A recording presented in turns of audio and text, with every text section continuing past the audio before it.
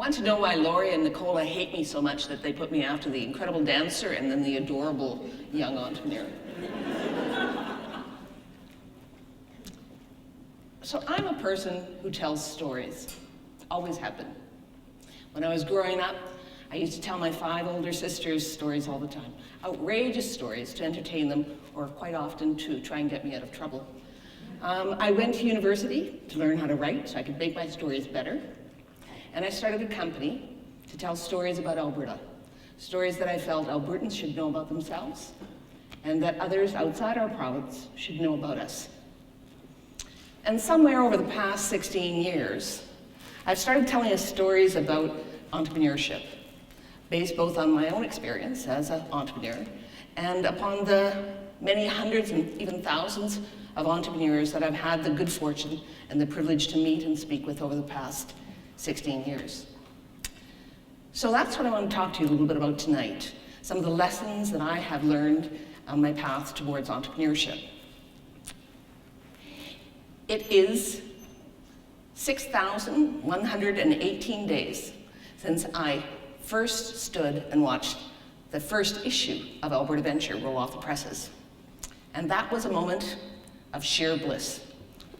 I had this slim 64-page magazine in my hands, this thing that I had created out of my heart and mind and soul, this magazine that I had committed all my financial resources to, and beyond that, had charmed and bullied and finagled a variety of good friends and family to invest their money in the magazine as well. This publication was my passion made manifest.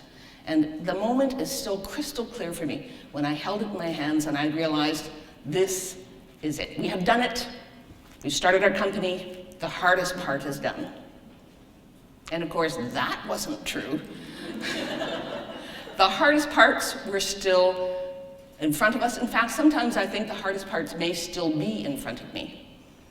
But what I have learned is, and it's sometimes a startling realization to me, is that there are moments in my life and my career still that I am shocked by how little I know about what I'm doing. And in fact, I'm often quite certain that there are hundreds or possibly even thousands of individuals who would be better equipped to do what I do. There are moments when I am staggered by the responsibility that you face when you have a staff of 50 and this tremendous responsibility to ensure that their families and their loved ones are cared for and fed and watered. So along this path, I have found sometimes that my ability to continue with what I'm doing has been shaken. I ponder sometimes my sanity for the path I've taken. There are points when I've questioned whether I actually am capable of continuing on. And when you face those dark nights of the soul that every entrepreneur does face, whether they acknowledge it or not, there are times where you have to wrestle with the idea that you may not be able to make this business at this time a success. You may actually fail. And those are startling moments to engage in. So if that's the case, then what has kept me going further and forward in my path? I've come to understand that an entrepreneur is an interesting contradiction, both startlingly competitive and confident, and yet slightly insecure. And by that I mean we have nobody to blame and no one to turn to if we do not succeed. There is no safety net for an entrepreneur. There is only instead a total and often irrational commitment to persistence, what I call a pathological stubbornness that drives us to continue on. Now for me, as my aforementioned 5 older sisters would attest, stubbornness was not something I had to learn. I have been bone deep stubborn my entire life. My husband would attest to that as well. But I also needed to add in and engage with the concept of an irrational optimism, that joy in what you do that keeps you moving forward. There is, I think, for every entrepreneur, an unshakable, often unwarranted confidence in your own ability to make things happen.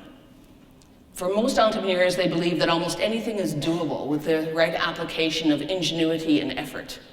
I know that I believe I make my own luck, and that belief is what allows me to continue to pursue new challenges. I also believe that an entrepreneur should be a merchant of hope within their organization. They must have the positive attitude that brings their team together and focuses them on a task.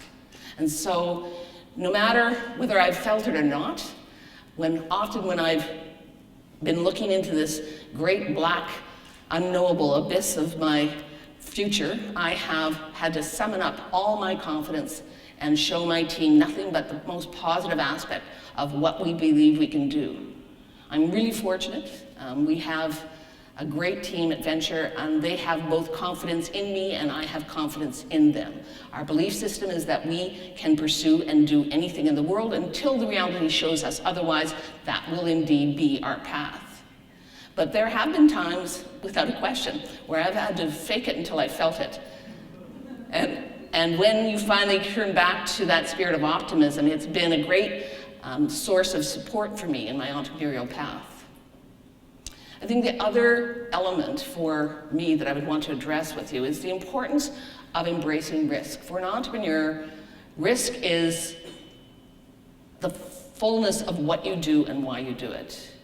I remember very early days in Venture when I was interviewed by a writer who wanted to talk about why I was starting a magazine publishing company. And she asked me, did I risk anything in starting Venture? And I could only laugh at the question. To be an entrepreneur, you have to embrace risk in all its dimensions. There is financial risk, there's emotional risk, there's the risk of personal failure, and if you do what I do, there is the risk of great public humiliation. There have been moments over the past 16 years when I have woken up in the middle of the night and practically levitated off my bed. I had been so stressed out. But to be an entrepreneur, you can't just tolerate risk, you must pursue risk. We have to throw caution to the wind upon occasions and pursue those things that no one else would. Because without that belief, you have nothing to keep you going.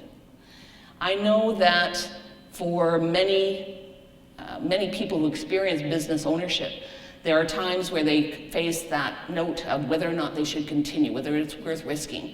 And for me, it was very early days in Venture. It was about 18 months after we started the company, and I had an external investor in it. He'd put about 60% of what we needed to run the company into the business, and he came to me and said that either I should change the way we were producing the magazine or he wanted out. That was a dark night. But I realized that I could not undo what I had been doing. What he wanted me to do would have absolutely undermined all the integrity and the quality that I was trying to build into the magazine. So I chose instead to buy him out. And there was a tremendous financial risk for our partners, the partners remaining in that decision. But we met the challenge and we overcame it and we continued on. And I've continued taking risks over and over again through the path, because without that, I can't fulfill my vision for the company. For women-owned businesses in particular, they're often much more risk-averse than they should be. And that means that a female-owned business will fail less often, but also won't succeed as much. I've chosen to pursue risk to the best of my ability. And in doing so, I think it frees me up to explore, to innovate, and yes, possibly to fail. But even in failure is liberation.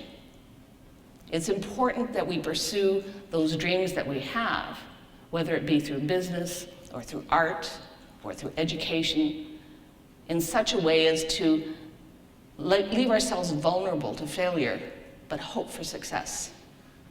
And so I know in my future, I have tremendous opportunity in front of me. There are new adventures to be had, new lessons to learn, probably new challenges that I'll have to deal with.